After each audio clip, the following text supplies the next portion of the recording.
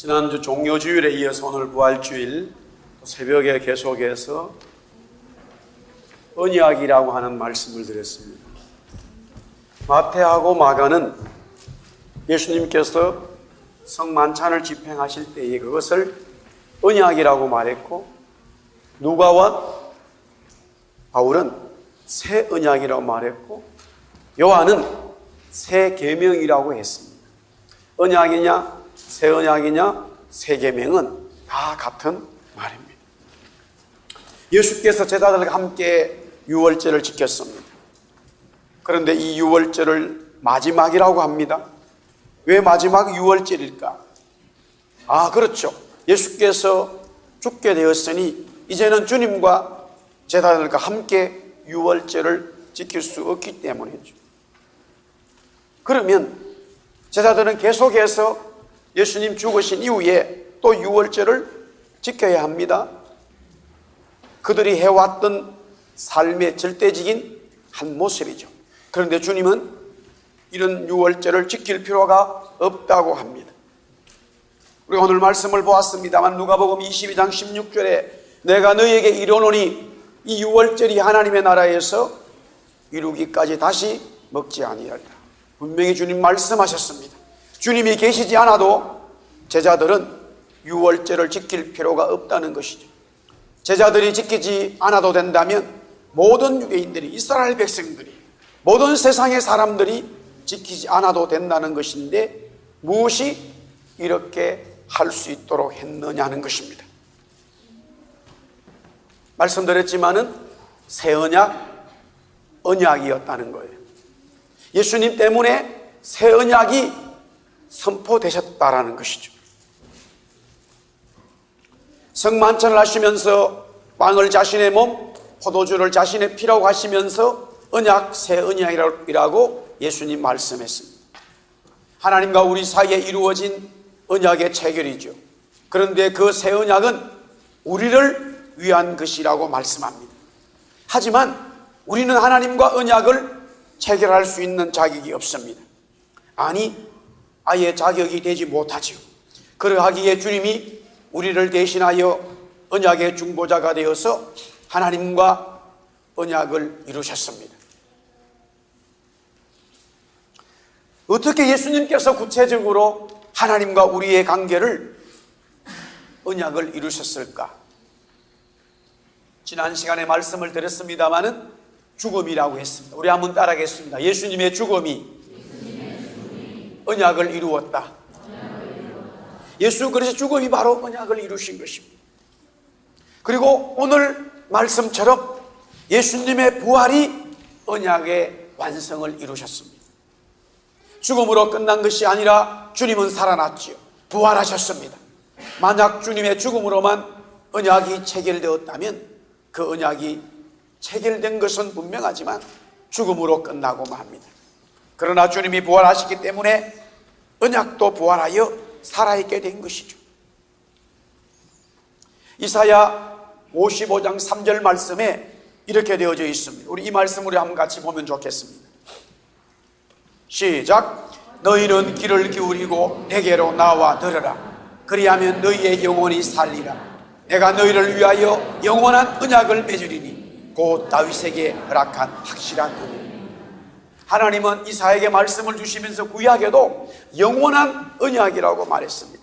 이것은 예수님이 십자가의 죽으심과 함께 다시 살아나서 영원히 존속한다는 것을 이미 하나님은 말씀하셨습니다. 그뿐만이 아니죠. 예레미야 31장 31절에 여호와의 말씀이니라. 보라, 날이 이르리니 내가 이스라엘 집과 유다 집에 새 언약을 맺으리라. 예레미야에게도 하나님은 말씀하셨습니다. 이스라엘 백성들에게, 그때는 혈통적으로 보이는 이스라엘 백성들이지만 하나님을 믿는, 그리스도를 믿는 모든 사람들을 향하여 하나님은 영원한 언약을 체결하셨고 하나님은 새 언약을 예수 그리스도를 통하여 이루셨습니다. 신약의 말씀이 아니에요. 이미 예수님이 이 땅에 오시기 수백 년 전에 하나님은 말씀하셨습니다. 그러므로 언약은 하나님과 우리와의 관계에 구원을 맺는 바로 체결인데, 우리가 하나님 앞에 조건이 되지 않아서 나갈 수가 없게 되자 하나님은 자신의 아들을 통하여 그 언약을 체결하시고 그것을 우리를 위하여 주셨다라는 것입니다. 이것을 가르쳐 언약이라 말하기도 하고 이것을 가르쳐 복음이라고도 말합니다.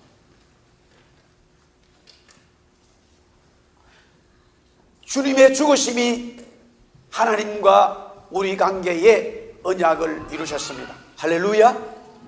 또한 주님이 살아나심으로 하나님과 우리 관계에 죽었던 모든 것이 새 생명의 역사를 이루셨습니다. 할렐루야.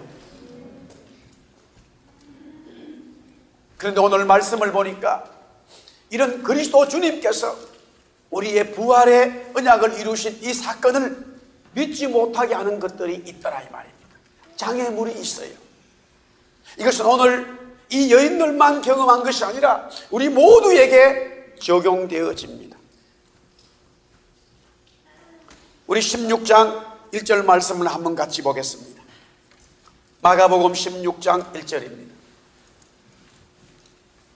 시작. 안식일이 지남에 막달라 마리아와 야고보의 어머니 마리아와 또 살로메가 가서 예수께 바르기 위하여 향품을 사다 두었다가, 오늘 보니까 마가복음 16장 1절에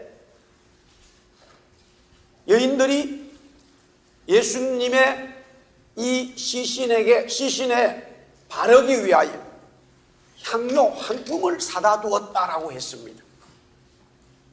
제자들보다 여인들은 담대했어요. 제자들은 다 예수님을 떠나버리고 숨어버리고 도망해버렸습니다. 그러나 이 여인들은 예수님이 죽는 그 십자가의 선상에 있었고요, 그뿐만이 아니라 예수님 시신에서 바를 향품을 사다가 두었다가 그 향료를 가지고 이제 다시 예수님의 시신이 있는 곳으로 가고 있었습니다. 사랑하는 성도 여러분, 만약에 이 여인들이요, 예수님이 부활하신다는 것을 이미 말씀하셨습니다만, 그 여인들에게, 제자들에게 나는 살아난다라고 말씀했어요. 그것을 믿고 있었다면 예수님의 시신의 그 향품을 바를 그 향료를 살 필요가 없죠. 필요 없는 물건이에요. 예수님의 부활을 믿고 있었다면 이 향품을 살 필요가 없죠. 무엇이 이 여인들로 하여금 예수님의 부활을 막고 있었는가? 바로 물질입니다. 물질이라고 하는 것은, 여기서 향품은 물질인데, 물질은 보이는 것에 대한 이야기예요. 보이지 않는 것에 대한 이야기가 아니라 보이는 것에 대한 이야기예요. 시신은 보입니다. 그러나 예수님의 부활하신 그 부활은 보이지 않습니다.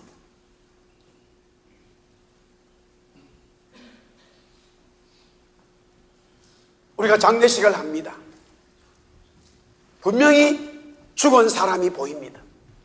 그러나 그 죽은 사람이 살아있을 때에 예수님을 믿었다면 우리는 그분은 하나님 나라에 갔다라고 보이지 않는 그 믿음으로 선포하고 믿고 있습니다.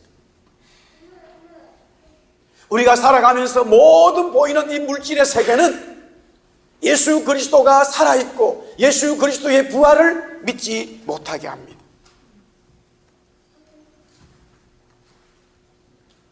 언약은 바로 예수님의 죽음이라고 하는 지난주일 말씀을 나누면서 아브라함의 이야기를 했습니다. 아브라함은 자녀가 없었습니다. 후사가 없습니다. 후손이 없습니다. 그래서 그는 결정하기를 자기 삶에 보이는 종 엘리에셀을 후사로 삼았습니다. 왜? 그 종이 보이기 때문입니다. 그때 하나님 말씀합니다. 아브라함아, 보이는 네 종이 너의 후사가 아니라 보이지 않는 너로 말미암아 내가 새로 새 생명을 줄 것이야. 그 씨로 말미암아 너의 후사가 된다. 천하 만민이 복을 받는다. 보이지 않는 아들이었습니다. 그래서 아브라함 말합니다. 하나님, 예, 믿겠습니다. 아브라함이 그렇게 고백하자 하나님은 그때서야 아브라함을 의로운 자로 여겼습니다.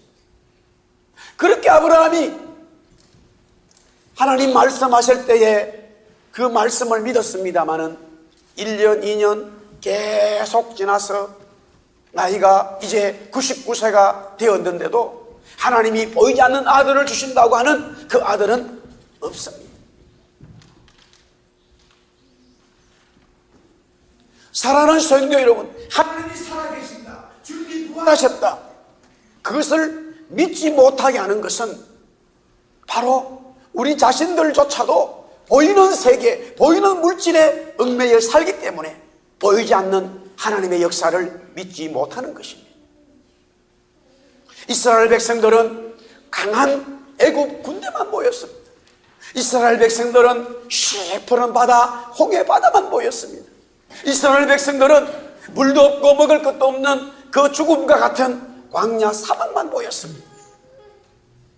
이스라엘 백성들은 눈에 보이는 것을 보았기 때문에 살아계신 하나님을 보지 못했습니다. 우리가 왜 부활의 신앙을 믿지 못하느냐?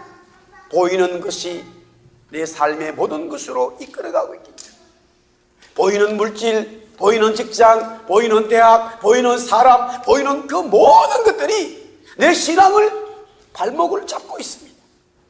그러나 정말로 예수님의 부활을 믿는다면 보이지 않는 것에 대한 믿음과 보이지 않는 것에 대한 소망을 가지고 살아가는 것이 부활의 신앙입니다. 할렐루야. 우리 16장 3절 말씀을 또 보겠습니다. 우리 한번 다 같이 16장 3절 말씀 보겠습니다. 시작. 서로 말하되 누가 우리를 위하여 무덤 문에서 돌을 굴러주리요. 무슨 말이냐?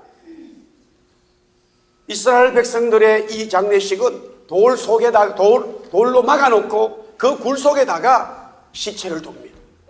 여자들은 말합니다.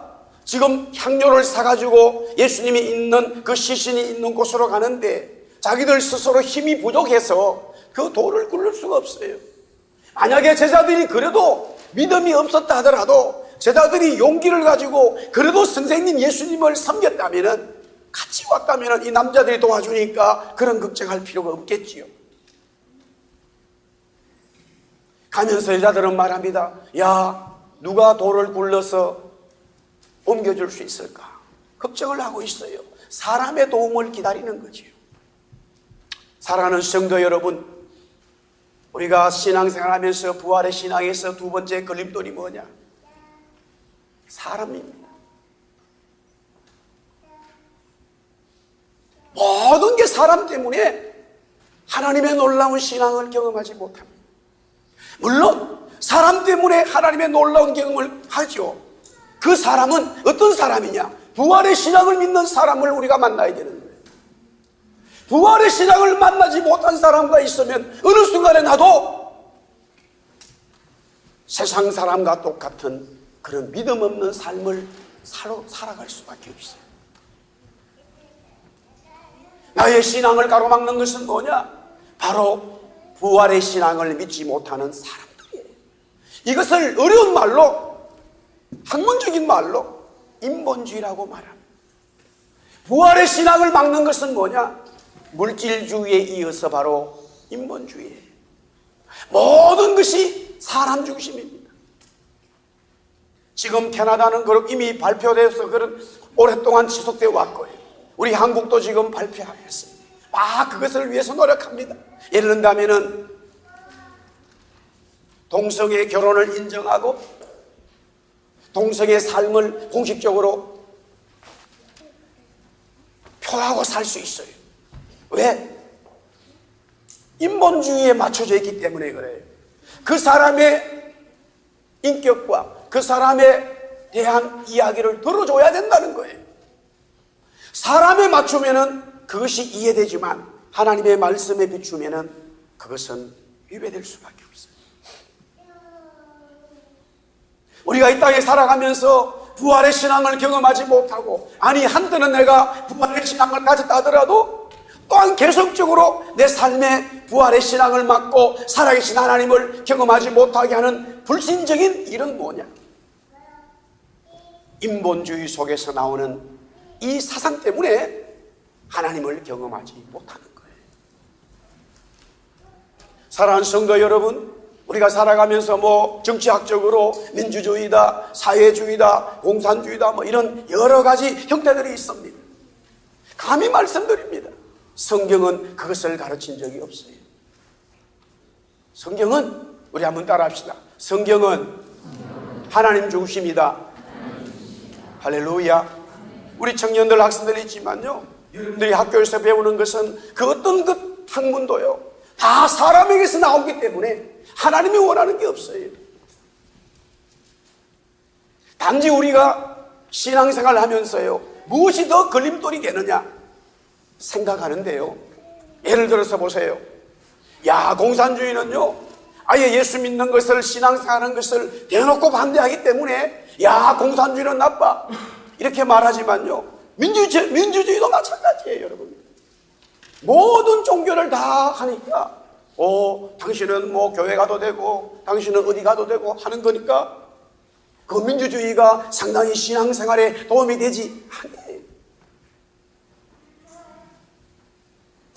우리가 이 땅에 살아가면서 정말로 부활의 신앙, 살아계신 예수님을 경험하는 것은 절대적인 하나님 말씀을 중심으로 둔 하나님 중심을 보지 않으면 우리의 삶은 인본주의에 의해서 망가지게 되어 있어요.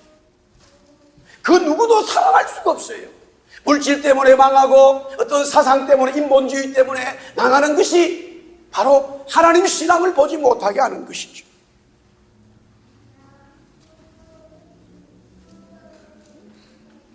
주님 말씀합니다.